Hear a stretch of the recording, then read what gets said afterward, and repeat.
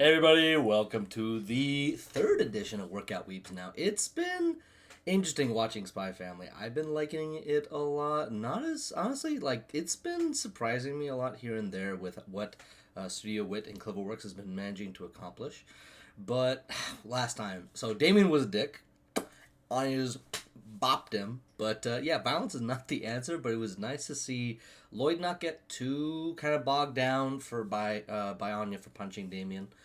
That was really cool to see. It's like, hey, this is gonna be taking some time. It's a work in progress. You can't expect things to just get well overnight. But I was dying this episode. Just the fact that Lloyd is at the very start, you're straight up just spying on your class from the rooftop. Like, tell me no one else is seeing that. It's not a good look when you think about it. It's just a bit too much. Like, I get it's just a little bit of suspension of disbelief, but when you're in a public place or just like an area like a school, not a good look to be spying on kids. Just a little bit. But at least he had the disguise the second time as a janitor. He was the waiter, so on and so forth.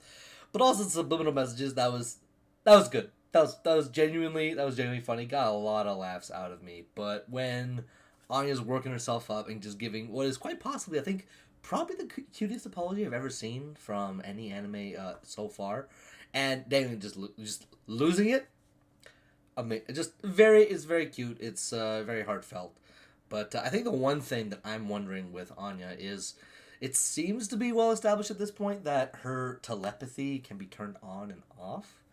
The only reminder that I have is Mao from Code Geass, where for people who've also watched it, this quick explanation is he also has telepathy, but he also can't turn it off, and it slowly drove him insane, and he has to listen to another woman's voice just to kind of filter everything out all the time. So while he's while he's being a nutcase, it's nice to see that Anya. I mean, she's a kid; she can be overwhelmed very easily by just listening to so many voices at the same time, especially when she's getting different, like a lot of conflicting information.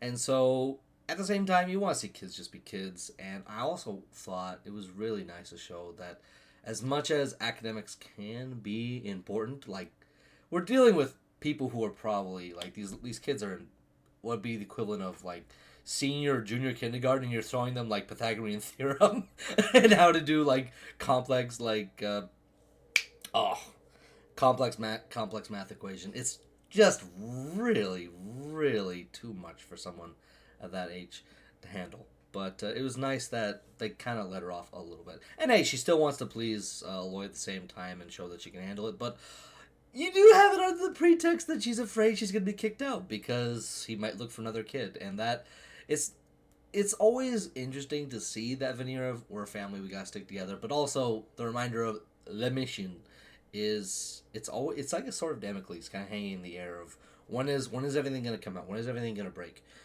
But yeah, also seeing Yor being good with, despite the fact that she tries to show herself off as a bit of an airhead at times, and even just the fact that we'll see it later, Yuri will just accept it.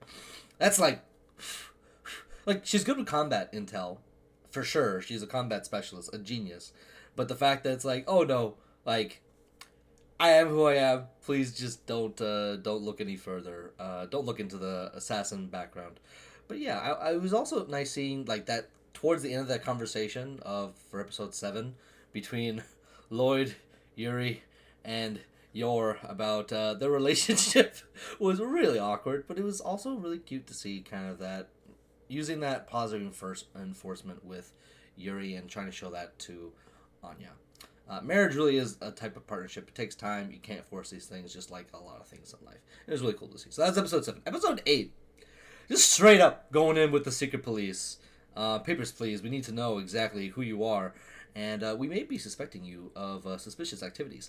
And I feel like my theory is going into this. I absolutely think that some of the ladies that Yor works with are either informants themselves or potentially other spies. I don't know if I'm looking a bit too deep into that. I feel like Yor, I don't think Wise are the only ones who are thinking that they need to they need to get a lady who might actually potentially be able to sneak in and use some subversive elements to find or sneak out other spies and counterintelligence. So the fact that they're thinking that might be counterintelligence, or sorry, Yuri's counterintelligence is really, really cool. I first thought he was an absolute snake, and part of me still feels that way somewhat, but it was really, really cool to see the fact that right off the bat, before everything else happened in episode 8 and 9, I really did think that he reminded me of Lloyd a great deal. I was kind of perplexed by that. But the fact that he was also on Lloyd's track right away, and the fact that he's mad that Lloyd's with his sister, it's that jealous sibling thing. I get it. Yuri definitely seems like a bit nuts, but I can see that obviously he loves his sister. But yeah, it's a bit too much. When I saw his locker, I died. I absolutely was deceased. But those similarities in terms of motives and the secrets, honestly, the black gloves, bit of a giveaway too. Bit of a giveaway, but it's again kind of that interesting reflection of the spy and the secret police kind of going at each other and literally seeing Wise as their mortal enemies. Everyone in this series is lying or hiding something, but seeing Yuri be jealous, hysterical. And the Nye interrogating Lloyd, but also just getting rage baited by him too. Just Lloyd's just like, oh yes, I'm a upstanding citizen, but nope, I'm just gonna absolutely show off to you that I'm a upstanding citizen and individual.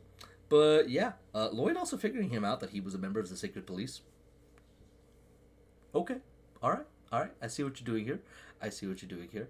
Lloyd totally figured him out just by seeing the fake and false sentences that he would use. That really showed me that Lloyd is... I mean, there's a reason why he's Twilight. I get it.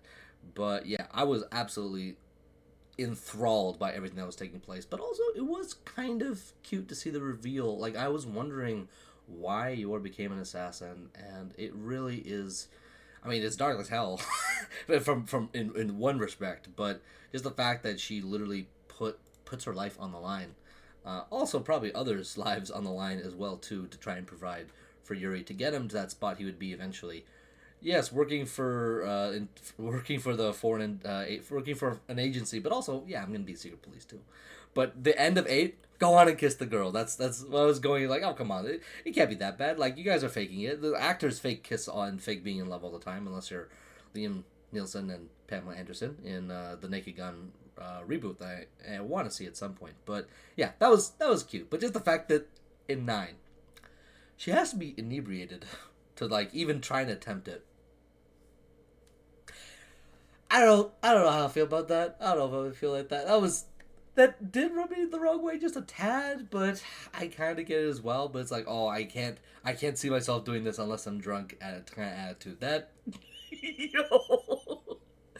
maybe just me. I have an aversion to alcohol. I for very specific reasons. Maybe one day I'll talk about them. But yeah, just see Yuri as well, just being totally in love with his sister, and then she just slaps him silly multiple times. It was all funny. It was all gagged up. They're both drunk, and Lloyd's just like, I'm once again trying to be the adult in the room, while you two are obviously very, very much caring about each other with everything they went through.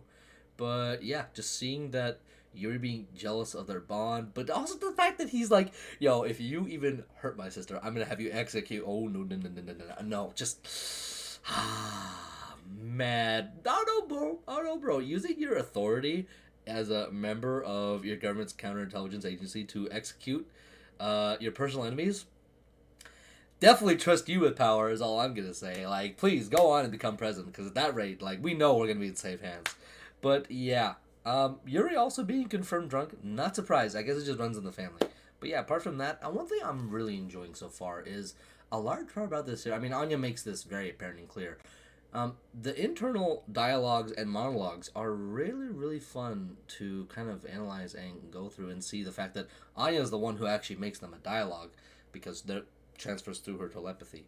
But also, the last thing that caught my mind when Lloyd, I don't know, it was a dirty move when he tried to wiretap Yor, but I think it's gonna be cool to see that he doesn't want to go through anymore because it does weigh heavily on his conscience.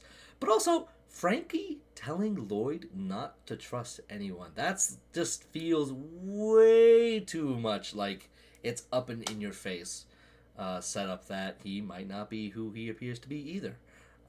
These people are a master of 1,000 faces, and also Frankie might not be all he seems to be, but that remains to be seen. I'm gonna look forward to that. I want to see where his character goes, but yeah, I'm hoping that Anya gets those, doesn't get any more bolts and gets those nice little recognition as a student. And honestly, it's gonna be really cute to see how her relationship blossoms with Yuri. They're kids. Kids will be kids. Like, they don't know anything, but also you're still discovering yourself. You're still finding out what the emotional human spectrum is, and I'm really looking forward to see how things develop as we go further on. So yeah, school seems to be completely set in stone, and honestly, I think Anya's gonna be doing great as a student. I think she'll get better eventually.